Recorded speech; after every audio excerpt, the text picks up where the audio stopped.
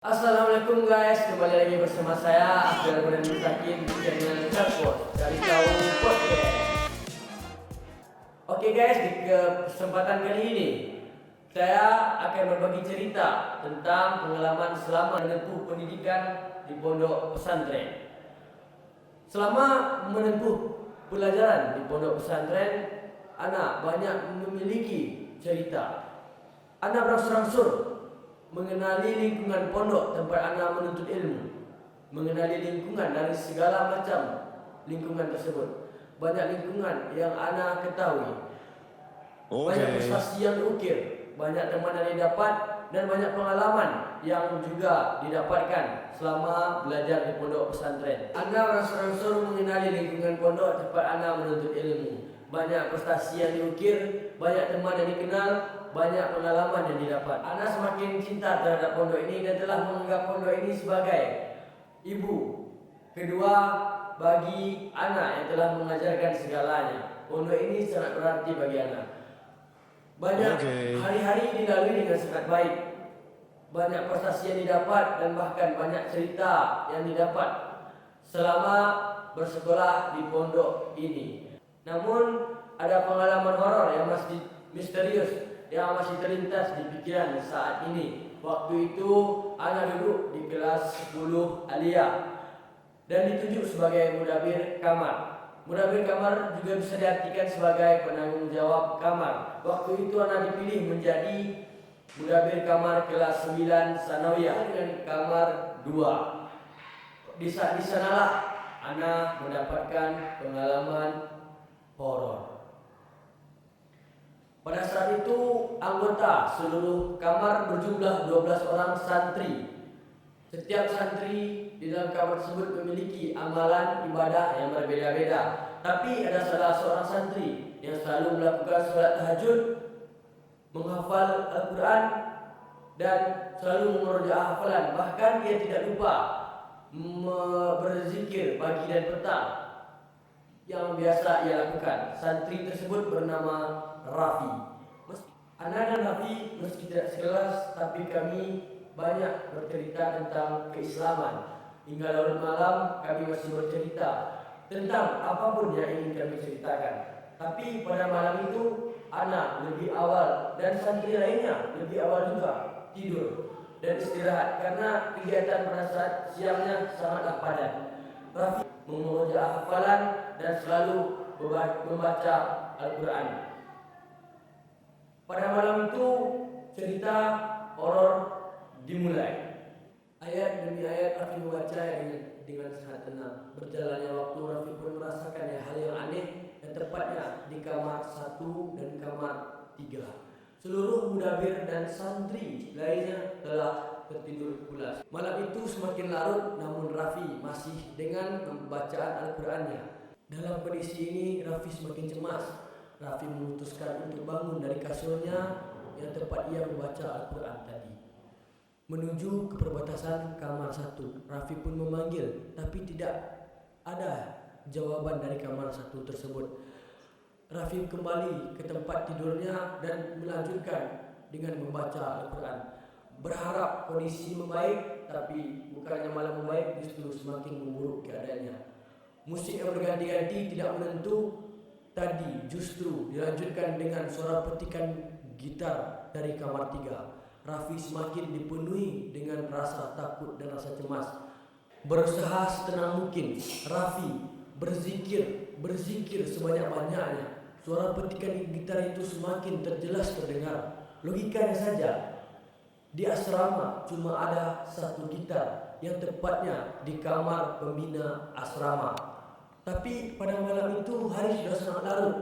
Semua orang telah tidur. Masa sudah malam begini masih ada juga orang yang bermain gitar? Jika ada pun yang bermain gitar pada malam itu, kenapa tidak ada panggilan dari sahutan Raffi tadi?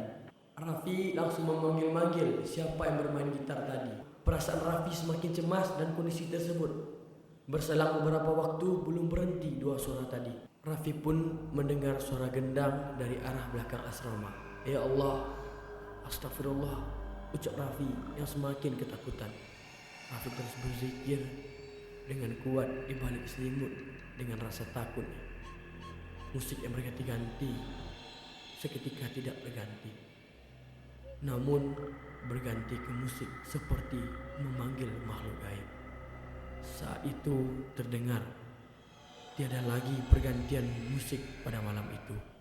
Tetapi anehnya, secara bersamaan dua jenis suara lainnya bergantian. Raffi berangsur-angsur tenang dan langsung menceritakan kejadian tadi kepada temannya Rifo. Rifo, tadi Ana mendengar 3 jenis suara yang berbeda dan suara itu bergantian mulainya, ucap Raffi dengan nada ketakutan. Ente bercanda, Raffi. Mana ada hal yang seperti itu? Raffi, jawab Rifo dengan rasa tak percaya. Serius, Fo, Ana tidak bohong. Ini benar-benar terjadi, Fo, lanjut Raffi. Raffi kembali menceritakan kejadian tersebut kepada Rifo yang masih belum percaya.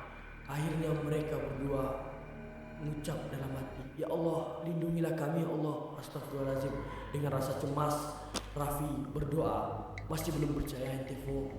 Raffi dengan rasa serius, Raffi bertanya, Percaya Fi, Ana percaya sama ente, Fi." Jawabnya dengan raut wajah yang cemas. Ya Allah, tidak berhenti berzikir, Fi. Kita bangunin Afdal, Fi.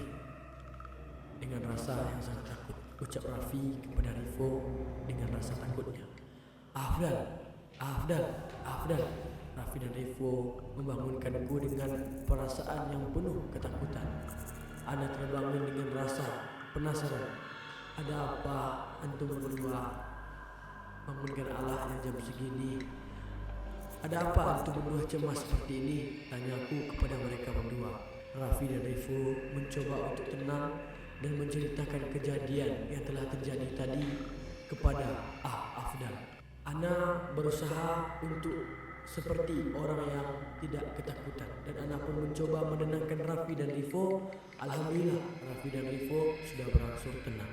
Sudah ya, mari kita banyak-banyak berzikir kepada Allah Subhanahu wa taala, ucapku kepada mereka. Setelah mereka terlihat tenang, Ana pun mengajak mereka untuk mematikan musik di kamar satu. Dengan yakin, kami bertiga pun berjalan menuju pintu kamar dan Raffi, Rifo mengikuti Ana dari belakang.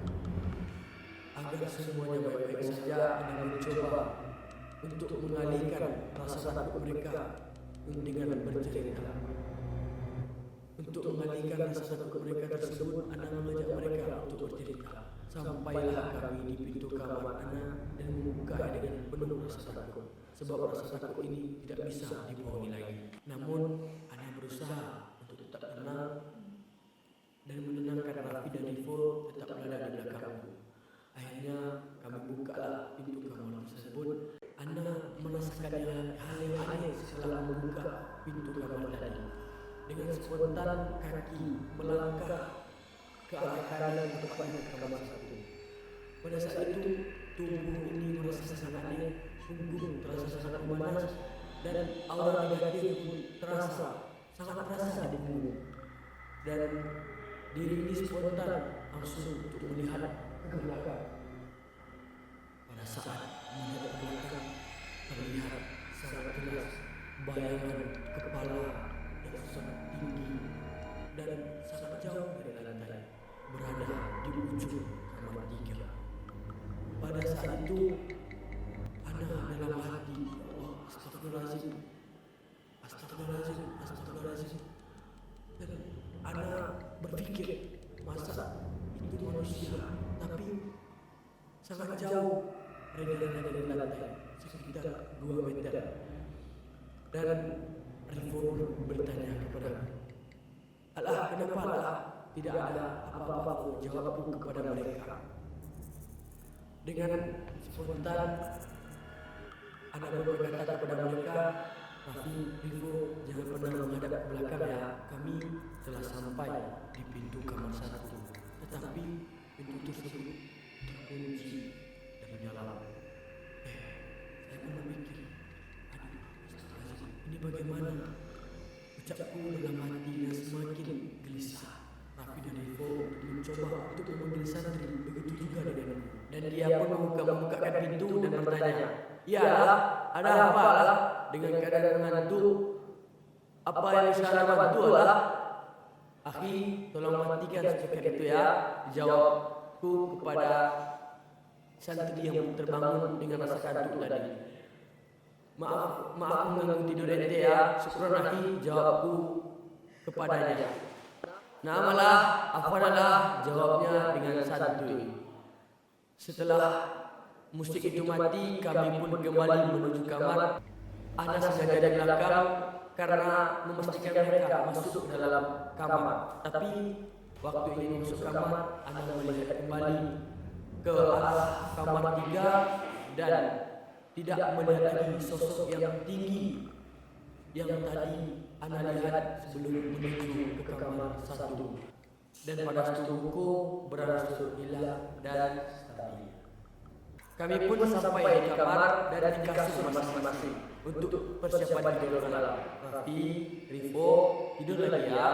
Hari sudah malam dan jangan lupa baca doa sebelum tidur adalah jawab mereka berdua. Namalah, jawab mereka berdua. Akhirnya mereka tertidur pulas dan berbeda denganku yang masih kepikiran dengan melihat sosok yang tadi. Tapi akhirnya Ana dibalik semua tebal, Ana tidak berhenti berdoa dan tidak berhenti berzikir kepada Allah agar selalu dijauhkan dari hal-hal seperti itu. Dan pada akhirnya Ana pun bisa tertidur pulas. Keesokan harinya alhamdulillah keadaan baik. Pelajaran yang kita dapat ambil dari cerita tadi ialah bagaimana kita tetap istiqomah dan selalu beribadah kepada Allah Subhanahu wa taala, dan kita perlu meyakini bersama-sama bahwa kita hanya boleh takut kepada Allah Subhanahu wa taala. Oke, mungkin di video kali ini atau di channel kali ini cuma segitu cerita yang dapat Ana bagikan kepada teman-teman sekalian, biar ada part-part selanjutnya. Stay tune ya, jangan lupa subscribe, like, and comment. Saya tutup dengan sebuah pantun, makan bakwan pakai kol. Cukup sekian, and I love you all.